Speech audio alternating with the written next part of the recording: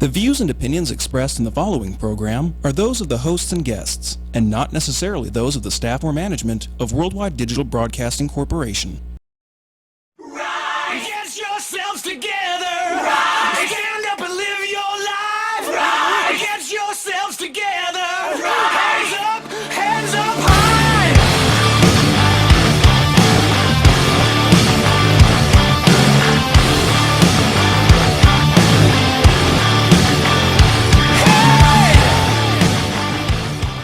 Welcome to the Rise Above Show. I am Joe Perroni. I'm Heidi Mancini. And tell everybody about our sponsors.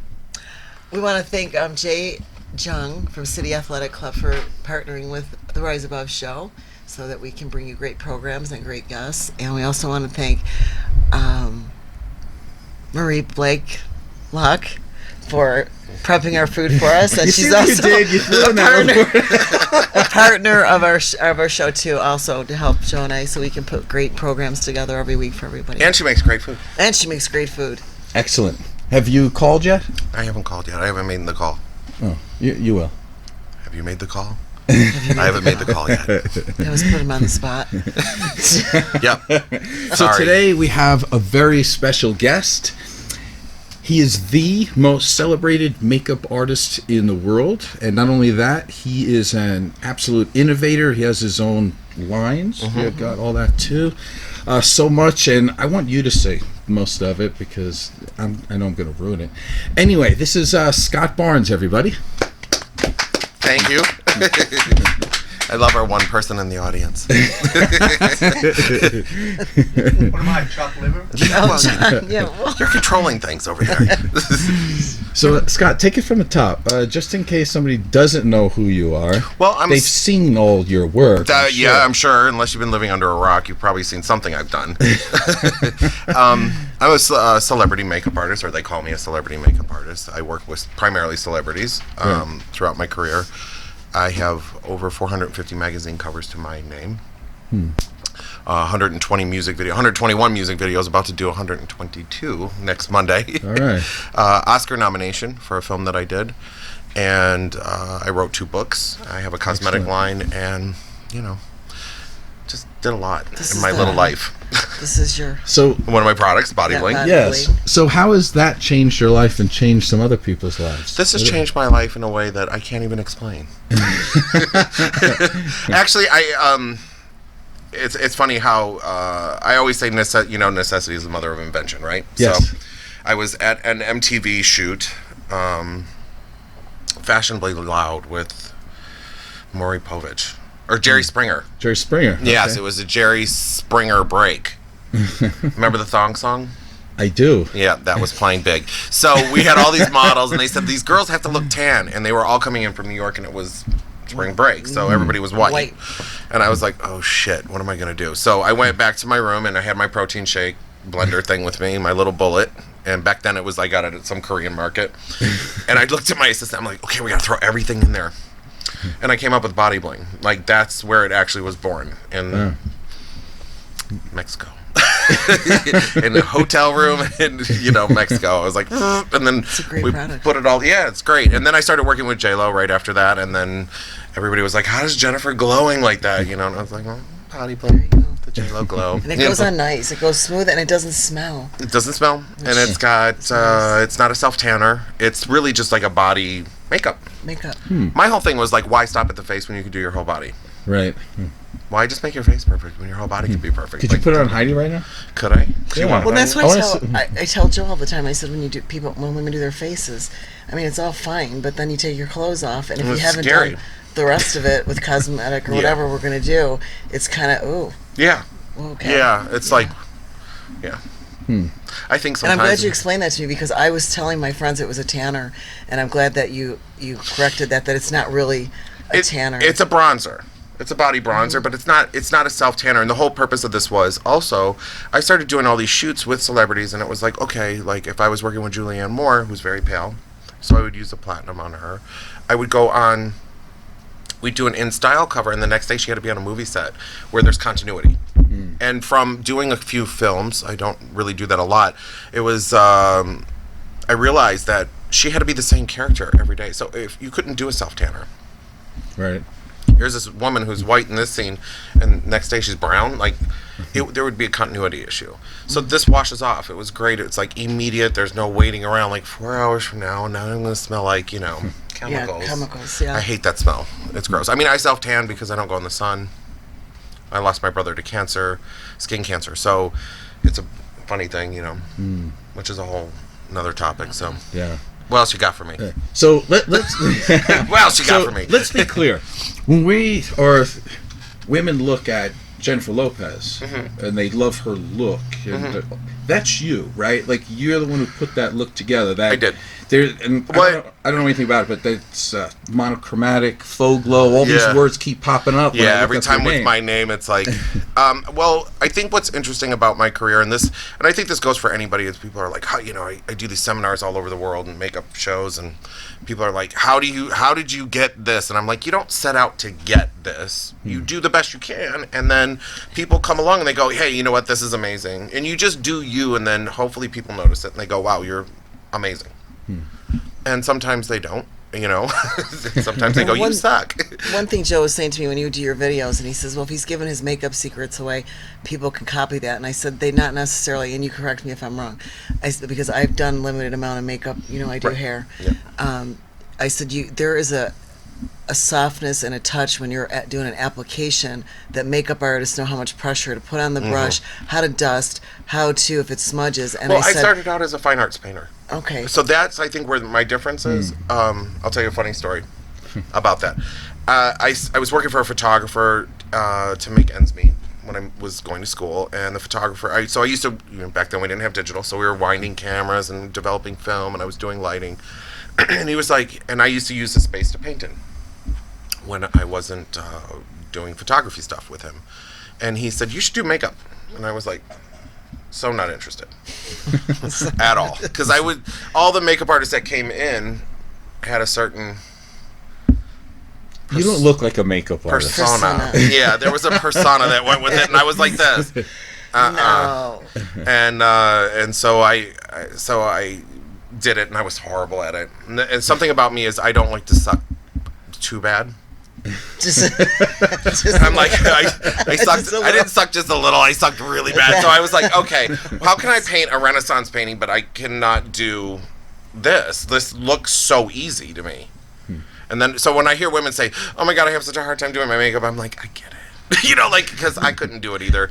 But what I did was, the photographer just said gently, it's amazing how people will say things in your life, right? And it just kind of sticks with you. And he goes, just do what you do, like how you paint. And I was like, oh, because I was doing what I thought everybody else did, which was, the applicator, the sponge, the this, the that, and then he would watch me mix all my own, and I would use egg yolks and all these other things inside the paints and stuff, so he would see how I would do all that, and he was like, you gotta mix all your colors like the way you do with the palette knife, and so I started painting like that. I started painting the face like the way with light and dimension. So this is where that faux glow comes from, because it really looks lit from within, and it's something that I created. Nobody else can say that they created it. People say, oh, it's been copied, but I created it. And you could try and copy it, and it's still... I don't think... It was a movement. What was interesting is, like, all of a sudden, and then you get somebody like Jennifer Lopez, who was beautiful, and is beautiful, but then you get to put your thing on this person that's so gorgeous. All of a sudden, it's like the whole world was like, the most beautiful woman in the world, and it was like the two of us together made a symphony. You know what I'm saying? And that's... I mean, you could be the best painter in the world, and you could be the best, but if you don't have the best subject... So it's like being a good writer and being able to hand a song to Celine Dion. Right. Something like that. So you found your muse? Is that what you call it? Yeah, it's a muse. And Jennifer was interesting in the sense that no matter what kind of I did, she embodied it. That's what's great about her. She'd become like, that's the actress in her. That's the person that's like, yes, if you give her, like I put fox eyelashes on her. There were no such thing as mink eyelashes and fox eyelashes. I created that. So there's a whole category now, and I'm like, and it's funny because I had this girl say, you're going to sell mink eyelashes? And I'm like, baby, I created this. Like, look it up. And it's like, and she just stared at me. I was like, yeah, you're not the one. You think you made this up? It's like, it came from me. I went to Shu Amura, who's a Japanese makeup artist and designer. You know, he had his own line and worked in Hollywood. He was older, and I worked for him for a while, for 3 months, and lived in Tokyo and redid his line for him. You know, he chose me out of 14 makeup artists in New York, and I went, and he said to me, he didn't speak English very well at all. He did personally with me, but he wasn't comfortable speaking English, so I went to him and I said, Shu, can you make me some fox eyelashes or mink or something? I need animal, because when you look at false eyelashes, they're all been cut, so they're very blunt on the ends. And then there's the synthetic lashes, which are awful, and they're shiny and they're black and plastic. It's gross. So and I said, well, I used to look at all these old films and I was like, how did they get the hairs to look like they were just hairs, you know, like they were coming out and they were pointy? So I said, it's got to be some sort of animal hair. There's got to be something here. I don't know if it can be done. I'm going to see. So I call him up, and he sends me these eyelashes. They look like a fur coat. You know, it was just awful. And I said, it's not going to work. And he goes, yeah, no, I know. So we went back and forth about 5 or 6 times. And finally, just before the Oscars, I got a pair of fox fur and then a pair of minks. And I said, so what do I do with these, you know? And I said, Jennifer, I brought, you know, really kind of over-the-top lashes for the Oscars. And she had this beautiful Chanel dress on. And, of course, we're all sitting there, oh, my God, you look amazing, you know. And she comes out in this Chanel dress, and she says, can you see through it? And we said, no, which you couldn't really see through it. Well, she stepped out on stage, and it was like boobs, tits in your face. It was like all of a sudden the camera angle went from wide to, like, which was great for me, okay? So it was one of those magical moments where I was like, face, beauty shot. The whole entire speech. I was like, yes! It went for, you know, because normally they're in these wide shots, you know, and I was like, this is great. And she had the fox eyelashes on, and it matched her hair color, and it was, everybody kind of went nuts. And People Magazine every year reprint this 200 of the most amazing things that's ever happened at the Oscars, and it's one of them. So I was like, wow, it's these things that just happen, and you're like, it doesn't happen because you set out to make them happen. It just happens. You can't make stuff like that up, you know? You know, there's so many things you say in there that's interesting, and we've had some great conversations over the last 3 weeks or so. Yeah. And I'm enjoying it, by the way, because most of the time we've talked about the Bible, we've talked about literature, we've talked about this stuff. And one of the things that we did talk about is kind of what you're talking about now, is the ability to look at something in a whole new way. Yes. Right? Like, a lot of self-help gurus, supposedly, what they'll do is they tell people, follow your passion and then see where it takes you. But I think what you're saying here is, follow your skill, what you already have. Right. And then you have no idea where that can go, and then you put a whole new perspective on it. I call it the Dan Barnes theory. It's my father. My dad was a floor sweeper at General Motors and then became an engineer, and from being an engineer, he helped create the kneeling bus. They came to my father and said, hey, we need to have this bus tip for elderly and handicapped people. Can you do this? And my dad was like, yeah, sure. You know, and my dad does things in a little bit of a crude way, but figured it out, and him and another engineer, and then they went around all over the United States retrofitting all the original buses. Instead of just scrapping the buses, they said, okay, we can retrofit all these buses to... So my dad always would say, doesn't matter what you do in life, whether you're a gas station attendant, be the best. Right. Do something that nobody else can beat you at. Know your craft, know your skill, be amazing at it. Perfect it, you know, and everything else will happen. You know, I try, you know, and I have a son, and I'm constantly telling him, you know, if you set out to be famous, you're never going to get famous. It's all the wrong reasons. You know, you can't date a girl because she's popular. You got to date a girl because you like her, you know, because where the heart leads, everything else goes. So whether it's your passion about work, whether you have to be passionate about things. What gets you up in the morning? What's this? Right. Oh my God, I love this. I have to do more of this. And that's what out of that comes what you consider genius. You know what I mean? Yeah. When you look at Mozart, he was like passionate about his music playing, right? And all these people that we still listen to or inspire us or shape the way that we are is all because they had a love and a passion for something. It wasn't somebody that was like, hey, I'm going to set out to have a ton of chicks, drive around in a Maserati. You know, like that's not the goal. Right. Those are subsequential things that happen. But I always say, what if you were stripped of all these things? What do you have? Your integrity, right? And whether or not, like, you could be the biggest motherfucker on the planet, right? But are you good at what you do? Right. So, because people can hate you and be like, yeah, I hate him, but man, he's good. If you need this done, he's the one to go to. And that's the legacy that you want to leave behind. You know, right? It's a legacy. Absolutely. It's my favorite word. Legacy. Yeah, and you kind of touched on it now too. Are you easy to work with? I am. I'm easy to work with. What I don't like is curveballs. I don't like when people try to surprise me with stuff. I like to know what's going on because I'm a prepper. Whether it's mentally, physically, I have to prep for things. I need to know where we're going, what time I'm going to be there, so I can plan out what my life has to do in order to be the best at my optimal. I don't like when people are like, boom, this is what you're doing. I hate that. It makes me cranky pants. And then that crankiness kind of spills out all over the place. Because I like to say, okay, I have all these things lined up for this, and this is what I can bring to the table, and here's what my ideas are, and these are the things that I can do to make this happen. So you're preparing? Always. Right, Yeah. Like I have a music shoot, and I'm like, I need the treatment. I need to know, I know the song, but I need to know, because I've been listening to the song all week, in the last 3 weeks. So I'm like, okay, I know what the song is. I don't speak Spanish, but I understand the song. I understand what it means. And so now I'm looking at all the treatment. I'm like, okay, this is what I'm bringing to the table. It'll be fun. Now, going back to the innovator thing, because that really interests me. Because, we have some time? You're fine. Yeah, okay. Going back to the innovator thing, because that really interests me. Because there's a difference between doing something and just making money and being part of the herd, and somebody like you, who is the one that everybody's looking towards. Now, I know there were people before you, but I'm not amazing people. Yeah, but I'm not so sure you really wanted to follow in their footsteps, right? You just kind of took a look at what they did. I didn't know much about them. Right. To be honest, I learned about them more afterwards, which was great. Like Way Bandy was somebody that it wasn't like, oh, I want to be like him. I used to see things that he would do, and I was like, this is amazing. What you have to remember is people like Way Bandy, they came along and they said, hey, I'm a makeup artist.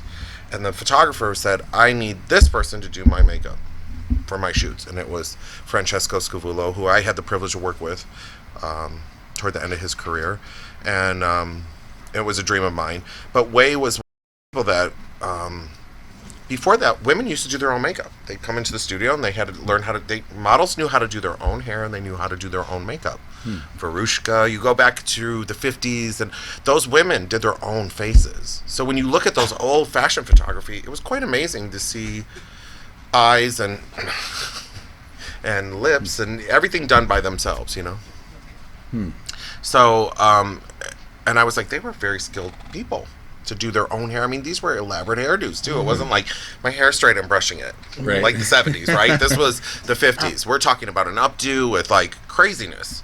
These women did this themselves. So before Way Bandy, there was no makeup artist that was doing, okay, I'm the makeup artist and this is my rate, right? There was a job now. There's a job market created for us on a creative level. So before him, there wasn't really a big space for that. Right. And then Kevin Aquan came along, and he was more of that 90s, 80s, like late 80s into the 90s supermodel era. And he made it where the rate was like, it went from that to $6,000 a day, And it was like, and then of course everybody hated us, all the publicists, all the film and music industry was like, oh, these awful makeup artists with these rates. They get paid more than we do, and this isn't fair, and how could they? And I'm like, well, we're making imagery for your albums so that they sell, and your movie posters, and your celebrity, so that everybody buys your product. When people ask me what I do, this is what I say. And it's true. I take extraordinary people with extraordinary talent, and I have to match their face with their talent. Because not everybody is a supermodel, right? Right. People that are really talented, they're kind of like not always the prettiest girl in the crowd. So you got to make them match what they can do, right? So that they have the confidence. It's almost like armor, It's like this as a woman, right? You walk out there, you're like, okay, I can conquer the world. Why? Because I got my armor on, And a lot of feminists hate when I say stuff like that. They just hate me. They're like throwing rocks at me, and oatmeal, and I'm like, don't throw the oatmeal at me. Tree hugger. I'm like, you wear Birkenstocks. You don't even wear makeup. I love a high heel. I'm like, listen, you come sit in my chair, you got to wear a high heel. I'm going to ask you a question. You're going to get a beautiful face. Do women wear the heels and the makeup for the men or for themselves? Both. Usually for other women. Okay. Because you hear women talk about, so-and-so's going to be there. Because we do that. We ask each other what the other one's wearing. Yes, and it's like, are you wearing a dress or what are you wearing? Well, I think I'm going to wear my short dress, and then we could do the There's whole... an old song called Girl Talk. Have you ever heard it? No. Julie London, like from the 50s. Like very loungy. But that's what she talks about. She's like, we sit around for hours talking about bullshit. Dresses and what we're going to wear and what the neighbor's doing. And men could give two shits. And basically she goes, and this is what we do all day long. It's girl talk. We talk about our dresses. And that's what they do. Girls always go, well, she's going to be there and I want to make sure I look better than her. And the reason why girls ask what the other one's wearing is so the other one can outdo the other one. This is why the Housewives of Beverly Hills and all these housewives are such a huge franchise because and women watch it more than men because they outdo each other. That's what the whole deal is, right? It's like I got more money, I got a bigger house, I got 2 private planes. You don't have anything. It's like you're on the welfare and I got the plane. It's like it's the whole franchise is based on that. So it's one-upping. So from the best makeup artist in the world, let me ask you this.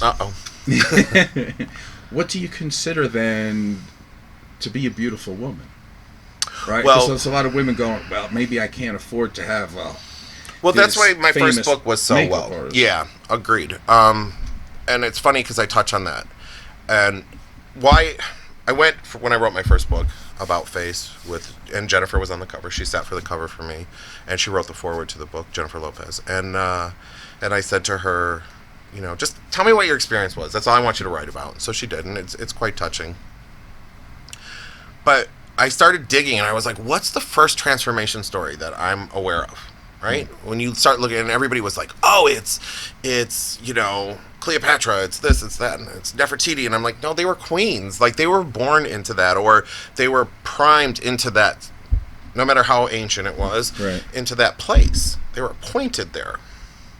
Who actually transformed? Like, My Fair Lady, amazing. Cinderella, amazing. Gigi, amazing. These are all amazing transformation stories where girls from humble beginnings and meager beginnings become amazing. Through grace, through dignity, through style, through beauty. Why? Okay. Because they bolstered the people around them. So who's the oldest transformation story like that? And I was like, okay, Esther. Esther is the oldest transformation story.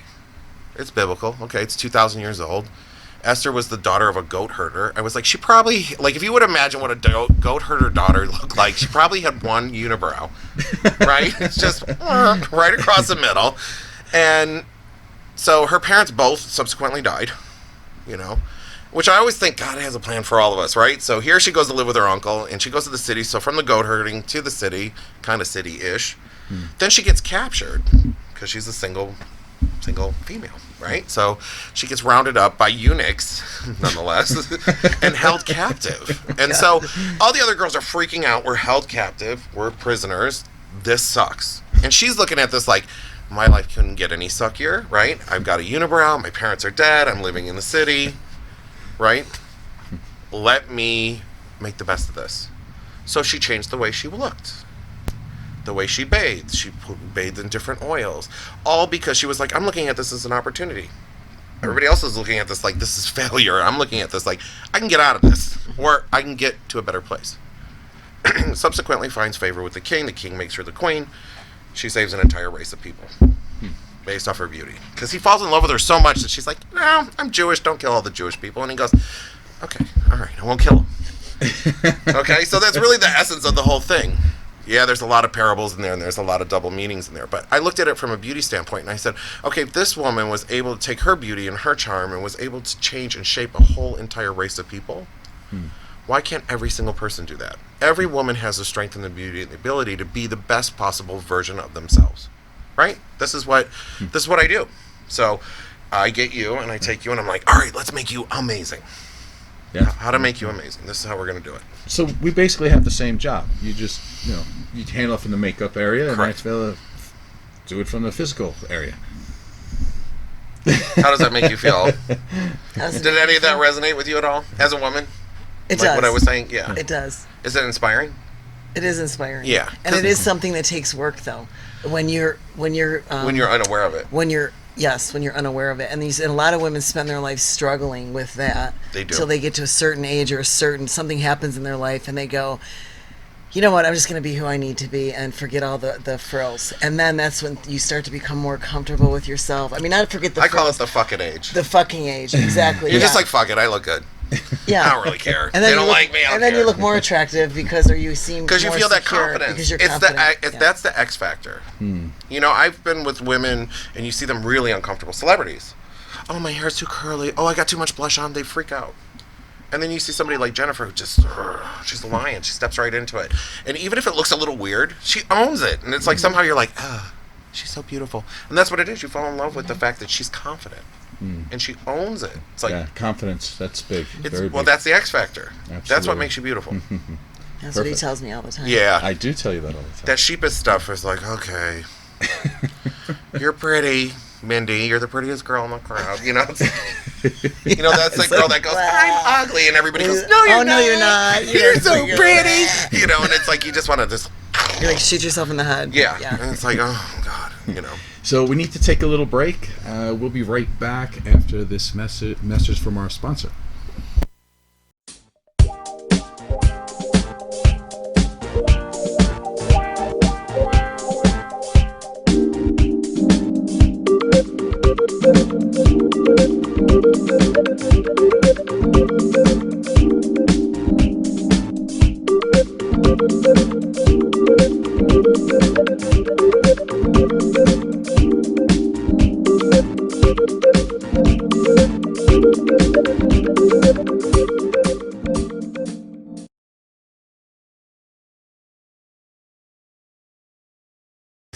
Welcome back to the Rise Above Show. I'm Joe Perroni. I'm Heidi Mancini. We have our special guest, Scott Barnes, That's with me. us today. The Scott All right, factor. so do you mind if I hit you with a couple of tougher questions? Wait, before we do that, you had a birthday. Before we go into the tough shit. All right, let's do it. I brought you a little something. Oh, no. Are you Since gonna you trained embarrass me. No, I'm not going to embarrass you too bad. You got to close your eyes for a second. You are Close looking your eyes. pretty big, too, by the way. Yeah. Okay, I close my Close your eyes. It's really because I know you don't eat cake, and you have a whole, thing coming. Look at it. I got you a cake. You can open your eyes. Okay, wait. My God, that's great. Awesome. Are you familiar with the squishy? No, but Okay, this is the new thing. Like all the kids love squishies. cool. You don't know about this? I don't. Okay, I'm I gonna don't. let you You're gonna play have with to it. teach me. First of all, you got to smell it. Okay, hold Smells on. like cake. Oh, yeah. Now squish Does it it. smell? You got to squish it. Yeah, am I going to break some? Or? Yeah, you squish it. It's a squishy. It's a stress squishy. It's a stress squishy. Look at it. And then he comes back. It's so perfect for you because it's low calorie. That Yeah. is, hold it, and it gets my veins out. There too. you go. Look at See? that. There you go. It's a That's squishy. great. Awesome. It's your birthday squishy. Cool. That's great. Thank you. I love It that. smells, dude. Smell it. It smells. Smells like cake. It Yeah, smells. raspberry look cake. At that. Snuff it. Hold it. That's like no calories right Zero. there. That's great. And cool. you can lay it next to your pillow. I don't want to tell you what I thought that was. What'd you think? I'm going to be quiet. No. Well, I'll hold it, embarrass hold it. myself. Scott. Squishy boobs. I thought it was. They have No, I don't squishy want to boobs. tell you what I thought that was. What'd you think it was? I love it. It's squishy. It's a stress ball. So when you Oh, yeah, get no, I know what stressed, that is. What'd you think it was? we'll keep that to myself. I like it. I'll tell you later. Very All right, nice. I just brought you a squishy. It's your first squishy. You'll collect them all now. Awesome. They have gold bars. They've got fruit. They've got peaches. Cool. I'm just gonna leave that peach. I'm gonna throw that peach thing out there. The peach. It looks like a butt. Just saying. Thank you. Very cool. Very nice. By the way, you have a lot of muscle. You do I do. not look like a makeup artist. No. People tell you that? Yeah. all When the I time. posted your picture on Facebook, a couple of my girlfriends, they He's a were like, makeup "He's a makeup artist." I know, it's scary. Yes. I know people think because you have muscle that it impedes your ability to do makeup. I'm like, I can do ballet, bitch. just because I'm big don't mean I'm not graceful. Be nice to me. Yeah. So this bodybuilding thing's kind of new for me. My partner Frank had won a couple of bodybuilding shows, and he's an amazing hairdresser. And he's like, I go through the same thing. People are like, they think because you're into bodybuilding that you're stupid. Yeah, I get that. I get that all the time. I get it from this one. People think that you're just dumb. It's like, I didn't get dumb. I got smarter. I'm living my life better. You know what it's taught me? Because I've always worked out my whole life, but always stayed very slim. But actually building muscle, I learned something that it doesn't happen overnight. Right. And there's days when it sucks. Where nothing feels like it's moving, and you're like, and you have these goals in your mind, and it teaches you patience, and it teaches you to be gentle with yourself, but also push. So, and a lot of discipline, and that discipline it goes into every area of your life. So I think it's a very important thing, and it's taught me to be patient with other people, even maybe they're not attaining their goals yet, and looking at them and being like, this is great, you're here, you're trying this, you know, instead of judging people because maybe they're not perfect or they're, you know. Oh, I'm glad you found that. That's great. But I think on that level, you know, people sometimes have a tendency to think that, you know, we're a bunch of meatheads and we don't know what's going on. Well, that's why you're out in the world too, to educate them. Yeah. Or you don't have to be a female either and look like a man, because I get that. I know. Well, yeah, you don't look like a guy. It gets a little. I don't want to look like a guy. It gets a little like, yeah. I'm like, no. Okay. Yeah. Or I've had women say, you're too muscular. Men have never said Don't that. they always wait? A man has never said that, but a woman When are you go, going to stop? How much bigger are you going to get? How much bigger are you going to get? And I'm like, how much bigger are you going to get? I don't know. You should see some of the girls I hang out with if you think I'm big. Yeah. You're like, I'm tiny. Seriously. I'm soft and I'm tiny. a little one. I'm the runt in the litter. Yeah. And being a hairdresser too. Yeah. It's the same. They walk in, especially a first time client, Yeah. they're like, Well, they're surprised. You're going to beat me up? I Don't beat me up. I don't know. You know, that's the other one. Don't beat me up. Yeah. Okay. So, Don't like, say that and I whatever. won't. How's that? We're good as long as you behave yourself. All right, here comes the hard questions. I can feel him. He's gearing up. He's like, I kind of know him already. We did enough of the others. The feel good stuff. Yeah. Now this is where we you're obviously an overachiever, right? A little bit. Okay. And you get approval and appreciation from pretty much every girl all around the world. True? A little bit. All right. So I'm wondering what it's like in your home when you were a child. How much approval did you get from your own mother? I didn't get any. That's what I assumed from the first day I met you. I was like, oh God. Yeah, no. It's funny too because I was like, okay, how did I wind up in this business? Right? So instead of me being closed off, I'm going to open up. So I got you a little nervous now. No. It was good. It's just like when you start talking about things that are a little deeper, you start to close up a little bit. You want to protect the heart. So we're going to open up a little bit and talk. I think when you're a kid, you get the parents that you need to have. That's how I made peace with my childhood. My parents are amazing, both of them. Loving people. My mom's capacity to love is very limited. Mostly because she doesn't love herself. Right. She doesn't care for herself. So she has a propensity to act out. No matter what you do for her, it's not enough. So you're in this perpetual state of like, I gotta please this person, I gotta please this person, I gotta please this person.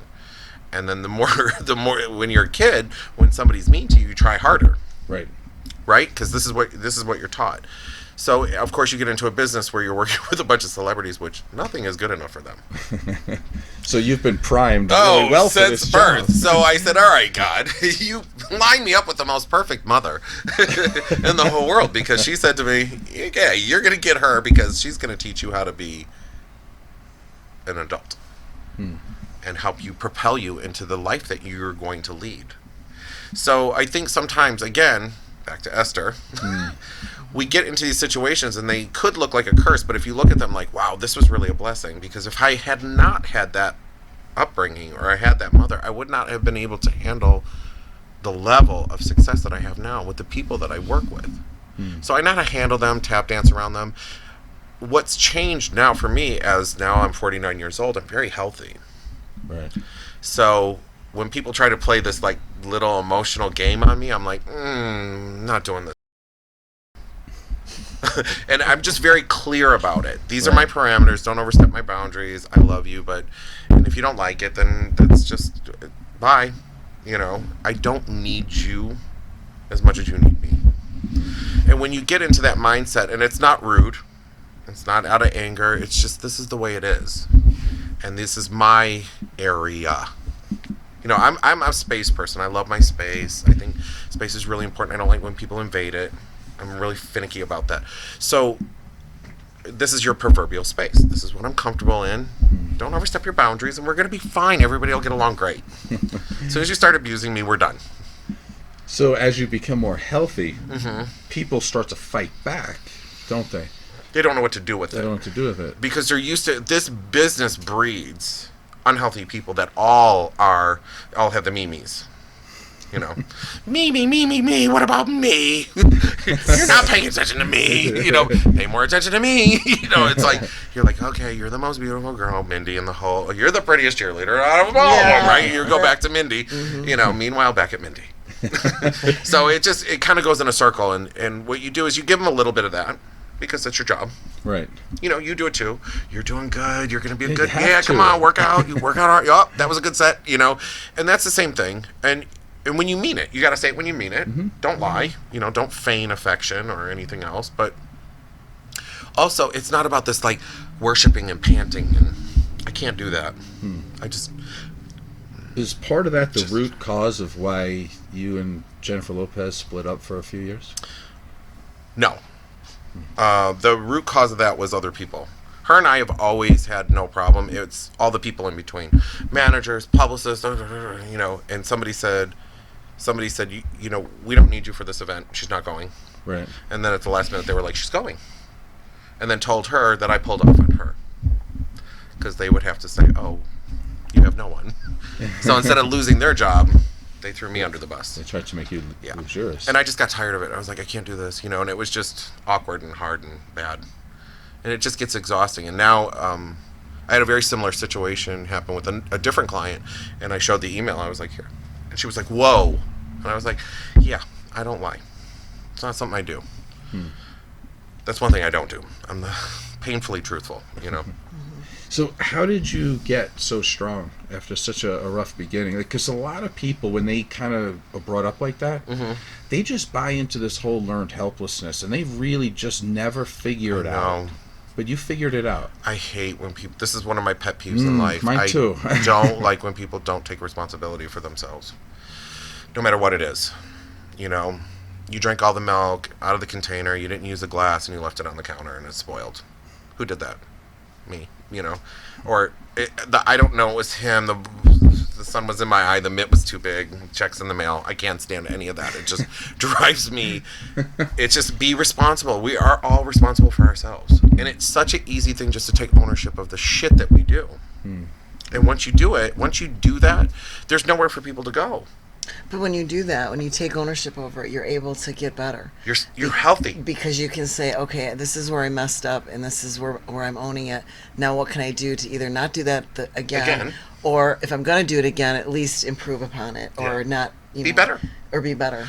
Listen, I just had this conversation driving over with my son, and I was on the phone with him, and I said, we all have the ability to wake up every day and go, today I can be better. Do the right thing, work harder, be stronger. The only thing you can do is be the best possible version of yourself today, right now. That's all you have is right now. Tomorrow is not guaranteed. Stop weighing everything you do against what somebody else can do, because there will always be somebody better than you and worse than you. So all you can do is be you and be the best you that you can be. And being that best you is being responsible for your actions. If somebody's hurt by you and they say, you hurt me because of your words, you have to have ownership in that. Right. It's very important. And to say, okay, you know what? I did XYZ. Like, I stole $1 million from you. You know, yes, I did. And it was dumb. It was a dick move. I'm sorry. Here's it back. Let me make it up to you. Give me a second chance to be right, to make this right. Because I believe that we're all human. We all make mistakes. Everybody falls. And it's the smarter people that say, I fell. I can get up. Not like the commercial, I've fallen and I can't get up. I can get up and I can be better. Right? So you got to give it a little bit of like, you got both. How do I be better? Help me to help you be better. Do you think that more women fall into that helplessness than men? No. Not taking accountability, I guess. I don't. I think it's I think it goes in pockets, if you want to know the truth, because I travel all over the world. And I noticed in California where there's a lot of, everybody's going to hate me for this, liberals, and liberals have a propensity, everything is everybody else's fault and everybody else needs to fix it. And it's a weird thing that and it's taught, it's learned behavior. And I think that if we start telling people, let's be responsible for ourselves, whatever that is. You know, you run out of gas in your car, you got to put gas in your car. It's not somebody else's responsibility. Do you understand what I'm saying? It's like we're responsible for everything, whether it's the environment, whether it's politics, whatever you want to get into. We all play a part in what we do in this life, right? And there's no, you know, you came in here came out of the womb, there was not 3 other people with you. Am I right? You can't blame everybody else. You're like, I shit my diaper. Shit my diaper. There wasn't anybody else in your diaper with you. So it goes through our whole life like that. And then, that old story, Grandpa used to say it all the time, you're going to die alone. Meaning, you come into this world alone, you go out of this world alone. Mm-hmm. So all this blame that you do on this person and that person, you got to stop doing that. And realize that there's such solace in being your person, who I am. And then you let the light just generate outside of you and people come to you. And then it's an interaction. It's an energy exchange. We're made up of water, right? You know this? Yeah, absolutely. We talked about that the other day, too. Right, and energy is transferable. Water is transferable. Water is the energy conductor. So look at what we do. We're just beings of energy. So we got to interact with one another. Lift each other up. Make sure that your stuff is straight so that you can... Because what happens is you get these toxic people. Oh, yeah. And then they drain you. But unfortunately, sometimes they're in our own family. Yeah, of course but then there's a certain amount of guilt when you pull back a little bit. A lot of guilt. Yeah, a lot of guilt. I'm Italian. There's a lot of guilt. Trust. They start when you're about 2. As soon as you can clean the baseboards. There's guilt involved. So have you found a happy place, so to speak? Like let's say when you talk to your mom, mm-hmm. and you hear that, and you've grown. Yeah, when my mom starts getting nuts, you know what I say to her? Can you separate? Oh my God, the phone's call. I got another call. I'm going to talk to you later. You do that. I love you to death. I'll talk to you later, Mom. Because what happens is she wants to engage. And what you have to do is love with with a detachment. Right. I love you, but I have elbow lock. The elbow is locked. You're here, and I love you. You can't get closer than that, because once you get closer, you scramble the eggs. Right? And I don't want scrambled eggs. I like my eggs whole. So I don't want scrambled eggs. Not today. And I tell her, she'll start this, and I'll say, I can't do this today. I'm too busy. I have too many things going on. I know you want to do this. You want to volley. You're not playing. I can't play with you. And she gets frustrated because she doesn't know what to do. And then I throw her off guard because she doesn't know what to say to that. Because all her pain now stays inside of her. I don't know if it's pain. I just think it's fun. Sport. You say there's an evilness here. Okay, it's sport. It's like, it's boredom. When you listen, I'm constantly, why don't you go for a walk around? It's good for your body. Because it's funny, I always go back to did you ever see Legally Blonde? Yeah. Right? Okay. So she's on the newsstand and she's like, how could she have killed him? And she's like, why? She's like, because, she exercises. Exercises release endorphins. Endorphins make you happy. Happy people don't kill people. Right? So this is what it is. Go for a walk and you won't be fighting with me. So I remember that all the time. I'm like, that's very true. Happy people don't kill people. Yeah. If your endorphins are released, you're in a good mood. You're like, yeah, right, whatever. I don't care. Is your father still alive? My dad's great. Yeah, my father's alive. My father left my mother. Smart. So, and she's like, why am I alone? And I'm like, gee, I don't know. It's like one of those things. It's like, I know the answer to that. But you don't want to say you don't really want to hear it. I make her sound terrible, but she's, she's difficult. She's one of those people that are just and she thinks everything's everybody else's responsibility. Her happiness is your responsibility.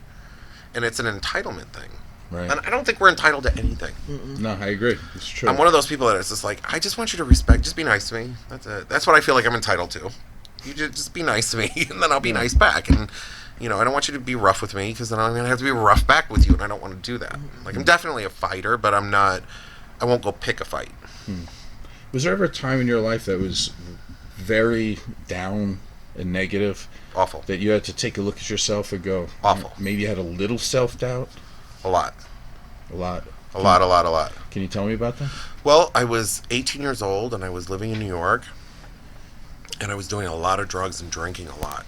And it was, I was parties, and I was hanging out with just bad people, and I just got caught up in that whole New York scene. And I was a kid, and I was a kid that had moved went from Detroit to I'm in the big city, and this is great, and there's parties every night, and hanging out with Steve Rebell and the owner of Studio 54. I just saw Cher and Michael Douglas, and it was crazy, and I got caught up in all of that, and I thought, and then by the time I was 21, I was just I was done with all of that.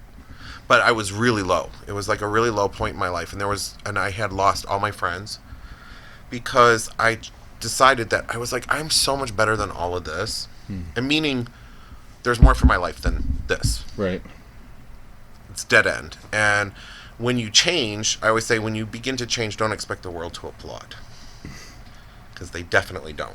They try to bring you back down. Yeah, people try to drag you back into the hole that they came from, right? So crabs in a bucket theory. We talked about that too, didn't we? Yeah. So this is one of those situations where it was like, okay, you can be better, and then you stand alone. And I talked about that with you this week. Absolutely. Too. Sometimes God separates us from everybody so that He can get the glory out of you, right? I'm not like, preachy, but I think it's so beautiful when you read stuff like that. You're like, okay, why am I being separated from everybody? Why am I standing what feels completely alone right now? So that you can interface, put your face down and be like, okay, what am I doing to create this? And how can we go forward? So that's really when everything in my life changed. And literally, when I say, once you grasp, and that's the beauty of all of this, the universe is dying to help you. Every step of the way. And everybody's like, how did you get where you're at? And I said, when you live in clarity and you understand yourself, you hear everything. Turn left, turn right, don't go here, don't go there, don't go down that road, go up here, go over there. You're keyed for success. Right. No matter what you're doing. If you are clear and you're listening to what is being said to you. And the universe is telling you, here, and the minute that you start doing it and you're on the right path, everything gets behind you to rally and goes, here, push you up. And all of a sudden, opportunity's coming. And then you're like, wow, I'm doing this, I'm doing that. And then before you know it, that thing that was holding you down is nothing you ever want to get near again, because what a waste. Because you're looking at, oh my God, I'm flying over here. I'm higher than I could ever be doing drugs. But being good and having opportunities and climbing and doing all these beautiful things that I want to do and seeing. I mean, I've been around the world 3 times. Could you imagine if I would have stayed like, I'm going to party all the time and my life sucks and I'm going to lay in the gutter. I'm just like going to be a gutter rat. So we only have like 2 minutes to go, but I really want to ask you this question too. Just by looking at you. Uh-oh. Yeah, this is gonna be tough. What did I do now? I mean, that's what I always go. What did I do now? That's always my response every time somebody calls me. I'm like, what did I do now? No, but just looking at you from the outside, there's so many things we can't see. But tell us something that we can't see that's absolutely essential to who you are as a human being. I think, I don't know, probably Frank would probably be able to answer this better than me. I am pretty, I have a really tough exterior, but I'm really, really sensitive. I think that's probably the biggest thing about me. And you're a softie. Yeah, like literally, like if you're crying, I'm like crying next to you. Like, what's the matter? I don't even know what you're crying about. I'm like, is it gonna be okay? It's gonna be okay, whatever it is. I get really choked up. Like when, and this is a true story. Like the first time I saw Jennifer's show, that's here in Vegas, and that's why I'm here. We used to talk about this back, like when we'd sit on the tour bus and we were promoting one song. Right? We would do Love Don't Cost a Thing. We would did it 10 million times, like in every outlet that you can imagine globally. And we just went from country to country. I mean, every day we're in a different country. And we would do Love Don't Cost a Thing, Jennifer. And we would make it seem like we were performing for Wimbledon. It was big auditoriums. And I was always so amazed at how Jennifer just treated everything like this was the last thing she was ever going to do. And it taught me a lot about how to attack things too. But what was great was when I saw her show and I sat through the rehearsal, she was like, so what do you think? And I got so choked up and I was like, it's so amazing to see you manifest this, because we've talked about it so much since 2000. And here we are at 2017 and here's your show and it's amazing. So to be a part of that's really cool. You can feel it now, can't you? Yeah, it's really cool. It's it's amazing to be a part of something big. We don't have much time. Tell everybody where we can see your work. You're in town for a reason, not just to train with me. Yes. Right? I love training with you. I'm already getting separation anxiety. I know, me too. I'm like, what am I going to do? Who am I going to talk to? I said to Frank, I'm like, what are we going to do? Frank's like, we should move to Vegas. I was like, that's extreme, but okay. We could do that. A little stalkery. But you can go to my website, scottbarnes.com. And that's Barnes like Barnes & Noble. All right. Or you can go to and view my work. I'm on Instagram, Facebook, Scott Barnes 68 on Instagram and Scott Barnes on Facebook. And you'll be back here in 5 weeks. 5 weeks. For 5 with, weeks in Jennifer September. Lopez. And where can we see her? At Planet Hollywood at the Access Theater. Awesome. Great. Nice. Good times.